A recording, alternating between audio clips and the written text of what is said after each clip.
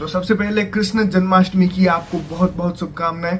आज का वीडियो बहुत ज्यादा खास होने वाला है। आज हम द्वापर युग से भगवान कृष्ण से और कलयुग के भगवान कल की जो दोनों ने एक सीख दी है जिसको अभी भी समझना बहुत ज्यादा जरूरी है। और भगवान कृष्ण की उस समय की सीख को आज जो भूल चुके हैं, जिनको भगवान कल की वापस से याद दिलाने आए हैं, उन दोनों को ही समझने वाले हैं। उम्मीद करते हैं ये वीडियो आपको काफी कुछ नया सिखा जाएगा और भगवान कृष्ण की दी हुई एक सीख को भी आप वापस से याद कर पाएंगे।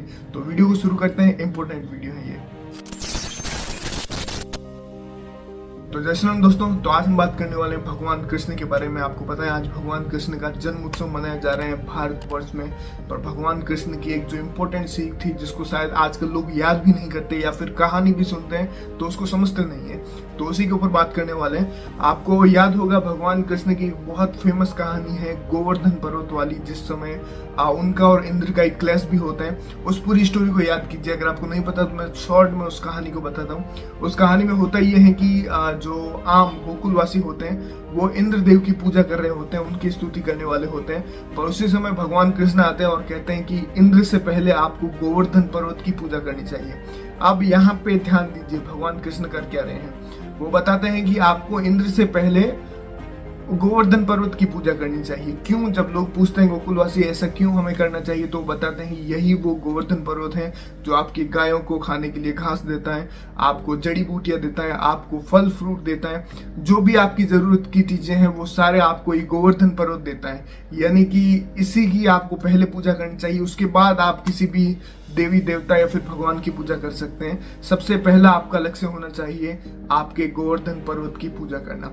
अब उसी चीज को अगर आप आज के कॉन्टेक्स्ट में देखें तो लोग आजकल जब भी गोकुल वृंदावन या ब्रज की तरफ जाते हैं तो गोवर्धन पर्वत की परिक्रमा भी करते हैं, वहां पे फूल और बाकी मतलब जो पूजा पाठ का सामान तो वो सब करते हैं। पर लोगों को वो सीख नहीं समझ में आई जो भगवान कृष्ण उस समय में देना चाहते थे। आप लोग अगर थोड़ा सा डिटेल में या फिर कॉमन सेंस भी लगाएंगे तो भगवान कृष्ण उस समय गोवर्धन पर्वत पर्टिकुलर उस पर्वत की पूजा करने को नहीं कह रहे थे, वो नेचर की पूजा करने को कह रहे थे, नेचर की स्तुति करने के लिए कह रहे थे। नेचर प्रकृति के प्रति एक रेस्पेक्ट, एक आदर और एक समर्पण को लेके बात कर रहे थे कि आपको खाना पीना, आपको जो भी जरूरत का सामान है वो सारा आपको नेचर से, आपके आसपास जितनी भी नेचर है प्रकृति, वही आपको सारा रिसोर्सेस देती है, आपको सारा सामान देती है जिससे आप सर्वाइव कर पाए, अच्छे से अपना जीवन बिता पाए।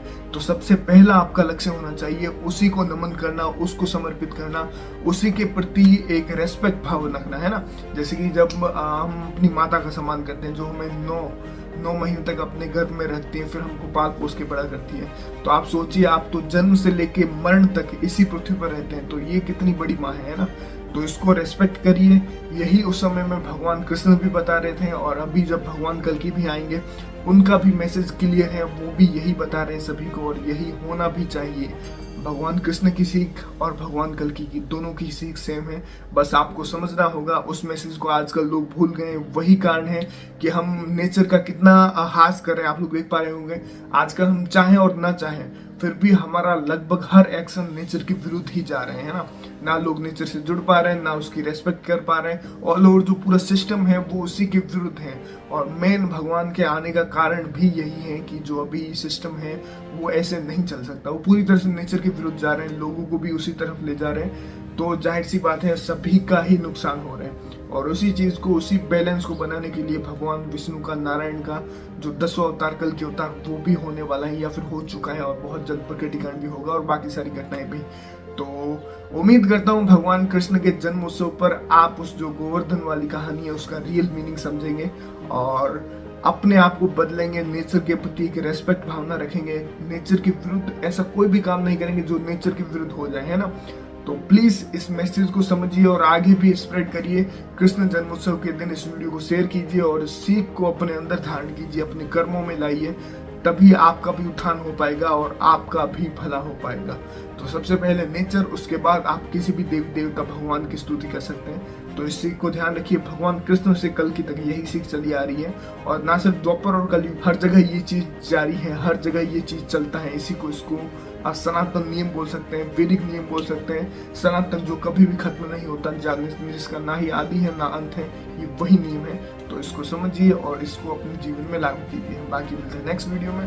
फिर एक बार बोल रहा हूँ, कृष्ण जन्माष्टमी की आपको बहुत बहुत शुभकामनाएं। मिलते हैं नेक्स्ट वीडियो में। शुक्रिया।